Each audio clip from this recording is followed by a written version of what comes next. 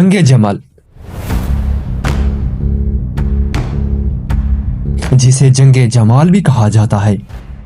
जंग जमल इस्लामी तारीख की पहली बड़ी खाना जंगी थी जो 36 हिजरी में हजरत अली इब्न अबी तालिब और उनके मुखालिफिन के दरमियान लड़ी गई।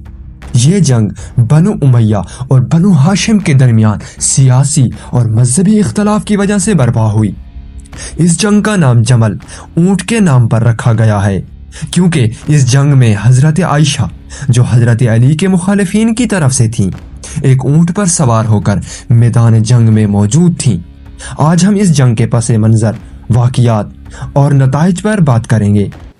हजरत उस्मान बिन अफ़्फ़ान जो तीसरे खलीफा राशिदा थे के कत्ल के बाद इस्लामी दुनिया में एक बड़ा सियासी बहरान पैदा हो गया। उनके कत्ल की वजह से मुख्तलिफ गिरोहों में शदीद इख्तलाफ पैदा हो गए और माशरे में इंतशार फैल गया।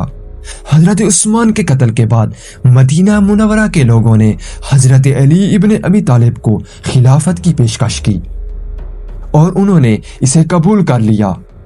ताहम हजरत अली की खिलाफत को सब ने यकसा तौर पर कबूल नहीं किया और कुछ लोग और कुछ गिरोहों ने इनके खिलाफ मौक़िफ़ इख्तियार किया। हजरत अली की खिलाफत के दौरान खिलाफत की कई वजूहात थीं। सबसे पहले हजरत उस्मान के कत्ल के बाद कुछ लोगों का ख्याल था कि हजरत अली ने कातलों के खिलाफ फौरी कार्रवाई नहीं की, जिसकी वजह से उन पर तनकीद हुई। दूसरी तरफ कुछ लोगों का मानना था कि हजरत अली को खिलाफत का हक नहीं दिया जाना चाहिए था और वो हजरत उस्मान के कातलों को सजा देने में सुस्त रवि का मुजाहरा कर रहे थे। हजरत आयशा जो रसूलुल्लाह सल्लल्लाहु अलैहि वसल्लम की ज़ौजा मोहतरमा थीं और तलहा और जुबैर जो दो मुमताज सहाबा थे, हजरत अली की खिलाफत को चैलेंज किया। उनका मौक़िफ़ ये था कि हजरत अली ने हजरत उस्मान के कातलों को इंसाफ के कटहरे में लाने में नाकामी का मुजाहरा किया है। उन्होंने ये मुतालबा किया कि कातलों को फौरी तौर पर सजा दी जाए और उनका ख्याल था कि हजरत अली की जानब से इस मामले में सुस्त रवि का इजहार किया जा रहा है।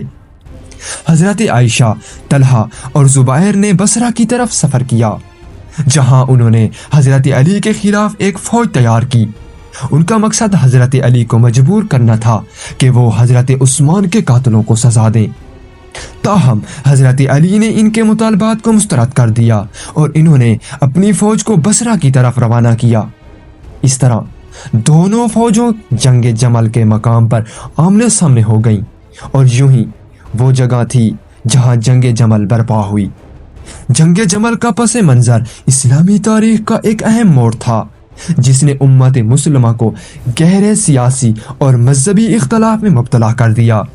इस जंग ने इस्लामी दुनिया को मुख्तलिफ गिरोहों में तकसीम कर दिया और इसके असरात आज तक महसूस किए जाते हैं। शिया और सुन्नी दोनों मुकतब फिक्र के नज़दीक एक अहम तरीन वाक़िया है, लेकिन दोनों के नुक्ते नज़र में कुछ बुनियादी इख्तलाफ है।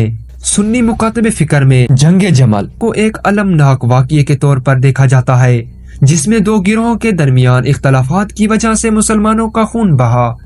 सुन्नी उलमा का ख्याल है कि दोनों फरीकैन हजरत अली और हजरत आयशा तलहा जुबैर अपने अपने मौक़िफ़ में अपने अपने हक पर थे, लेकिन उनके दरमियान गलत फहमी और इख्तलाफात की वजह से ये जंग नागुज़ीर हो गई। हजरत अली का मौक़िफ़ सुन्नी नुक्ता नज़र में हजरत अली को एक आदिल और हक परस्त खलीफा माना जाता है जिन्होंने खिलाफत को मुस्तहकम करने और अमन कायम करने की कोशिश की। हजरत आयशा, तलहा और जुबैर का मौक़िफ़ सुन्नी नुक्ता नज़र में उलमा का ख्याल है कि हजरत आयशा, तलहा और जुबैर का मुतालबा भी दुरुस्त था क्योंकि वो हजरत उस्मान के कातलों को सजा दिलाना चाहते थे। इख्तलाफ का हल सुन्नी नुक्ता नज़र में जंग जमल को एक अलमनाक वाक़िए के तौर पर याद किया जाता है और इससे ये सबक लिया जाता है कि मुसलमानों को इख्तलाफात को तशद्दुद की बजाय मुकालमात के ज़रिए हल करना चाहिए। शिया नुक्ता नज़र शिया मुकतब फिक्र जंग जमल को हजरत अली की हकानियत और उनके मुखालिफिन की गलती के तौर पर देखा जाता है। शिया उलमा का ख्याल है कि हजरत अली हक पर थे اور ان کے مخالفین نے غلطی کی۔ حضرت علی کا موقف شیعہ نقطۂ نظر میں، حضرت علی کو رسول اللہ صلی اللہ علیہ وآلہ وسلم کے بعد ریاست کا جانشین اور حق پرست خلیفہ مانا جاتا ہے۔ ان کا خیال ہے کہ حضرت علی نے خلافت کو مستحکم کرنے اور امن قائم کرنے کی کوشش کی، لیکن ان کی مخالفین نے ان کے راہ میں رکاوٹیں کھڑی کیں۔ حضرت عائشہ، طلحہ اور زبیر کا موقف شیعہ نقطۂ نظر میں، حضرت عائشہ، طلحہ اور زبیر کا موقف غلط تھا، کیونکہ انہوں نے حضرت علی کی خلافت کو چیلنج کیا اور مسلمانوں کو تقسیم کیا۔ جنگ کا مقصد شیعہ علماء کا خیال ہے جنگ جمل کا مقصد حضرت علی کے خلافت کو کمزور کرنا تھا، اور یہ جنگ ایسی سیاسی سازش کا نتیجہ تھی۔ شیعہ اور سنی دونوں مکتب فکر جنگ جمل سے یہ سبق لیتے ہیں کہ مسلمانوں کو اختلاف کو تشدد کی بجائے مکالمے اور صلح کے ذریعے حل کرنا چاہیے۔